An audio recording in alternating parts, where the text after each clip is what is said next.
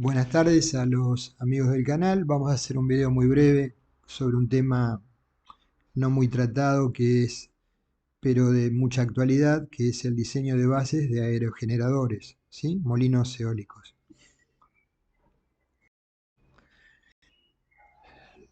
Dentro del tema que estamos tocando en varios videos, fundaciones en diferentes aspectos.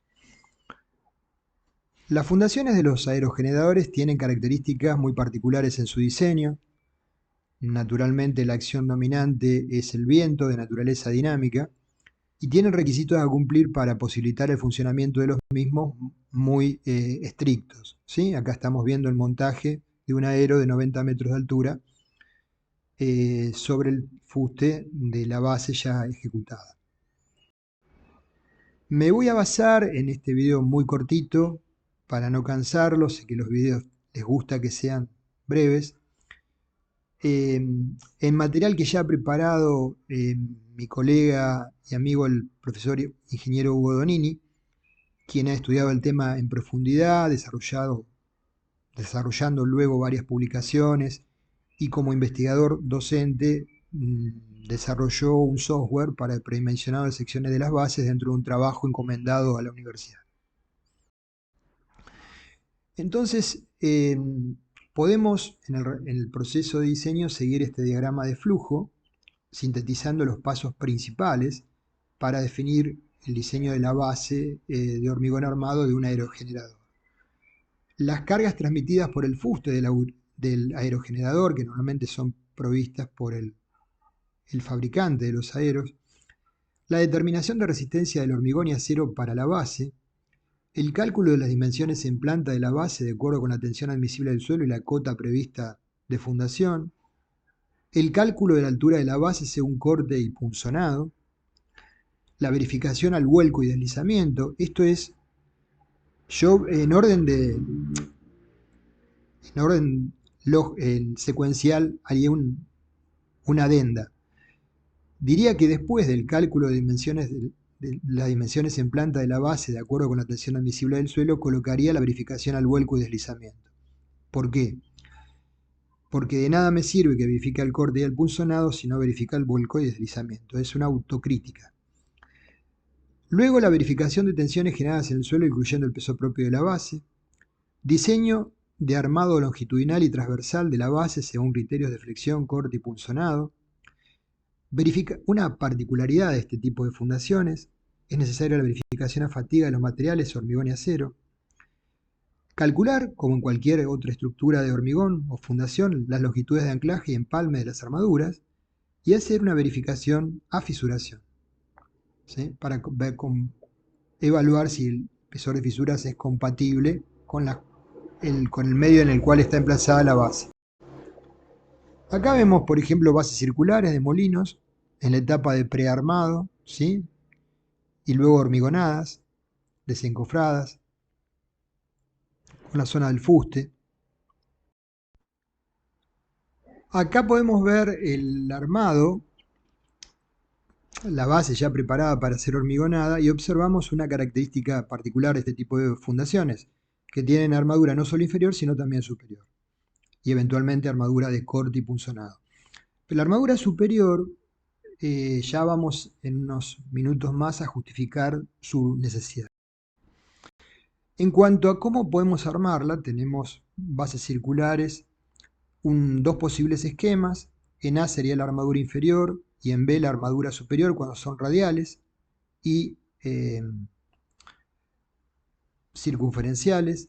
Y abajo una alternativa con armado inferior y superior ortogonal, que quizás se puede simplificar, aunque no sea tan óptimo la posición de las armaduras. Como se observa, estas bases tienen esta armadura superior porque lo que dominan son las cargas generadas por el viento horizontales. Entonces hay una tendencia a despegarse un sector de la base del suelo y por lo tanto manifestarse la acción del peso propio de la base gravitatoria y la tapada del suelo hacia abajo, generando tracciones en la cara superior. Las bases también no, no es tan usual, pero pueden ser de lado de sección cuadrada, con un armado como el que vemos. Abajo se ve la preparación de armaduras para hormigonar, con la armadura del fuste. También pueden ser poligonales, ¿sí? Con el esquema de armado inferior y superior. Y también vemos arriba una foto de una base preparada para hormigonar poligonal. Habrá que estudiar cuál de las geometrías es la más económicamente conveniente para la estructura que estamos evaluando.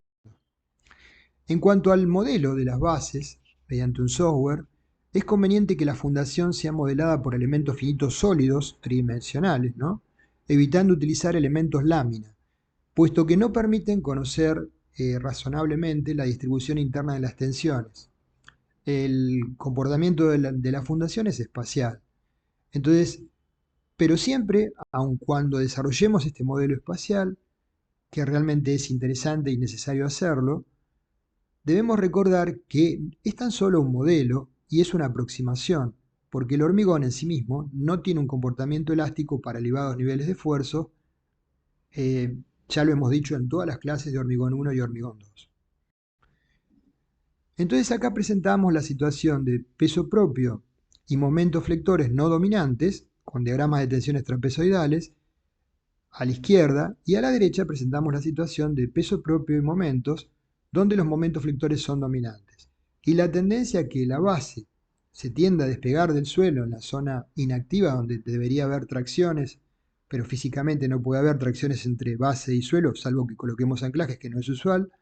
Entonces se manifiesta el D de la base, peso propio de la base, y D de suelo de la tapada del suelo, que genera tracciones en la cara superior. En cuanto a derivado de esta situación, parte de la zona del contacto de base-suelo es inactiva.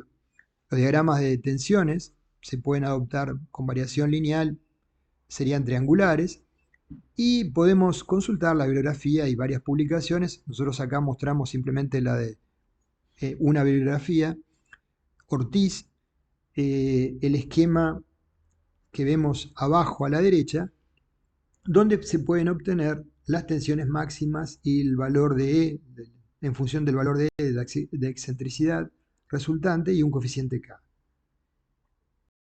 Esa tensión máxima deberá ser comparada con la tensión, si son cargas de servicio, con la tensión admisible del suelo. Esto es algo que puede ocurrir.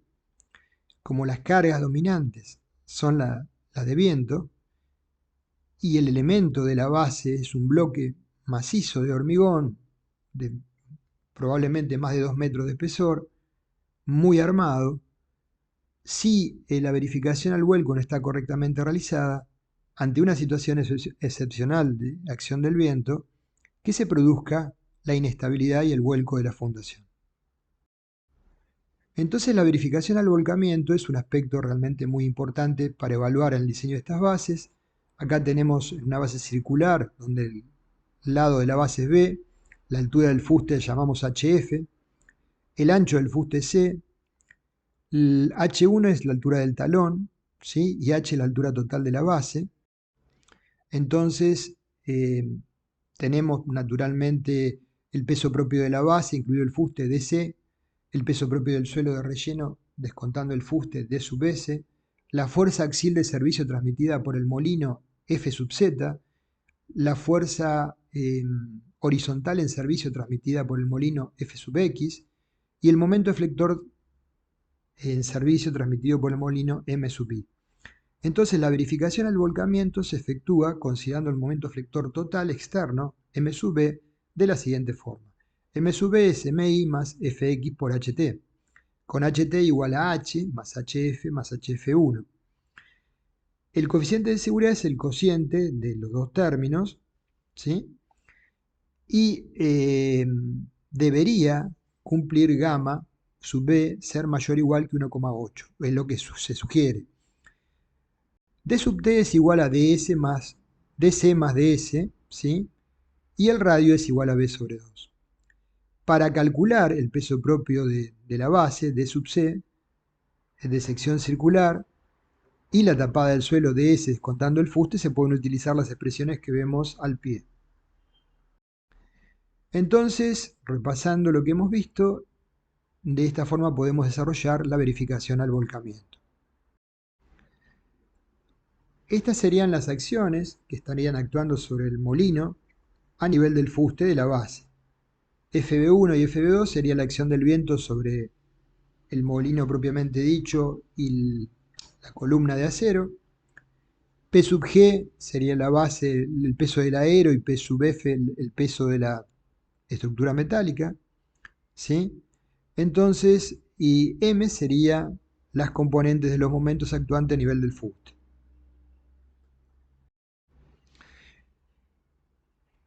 Para no extendernos más, repasamos nuevamente el esquema de pasos a seguir.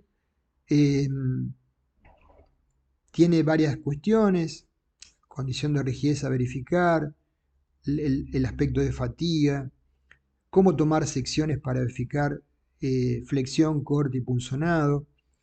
Toda esta serie de información, ustedes, para quienes deseen ampliarlo, les sugiero como una de las bibliografías que andan dando vuelta o de fuentes de información. Nosotros hicimos con Hugo, publicamos un trabajo en la revista Concreto y Cemento.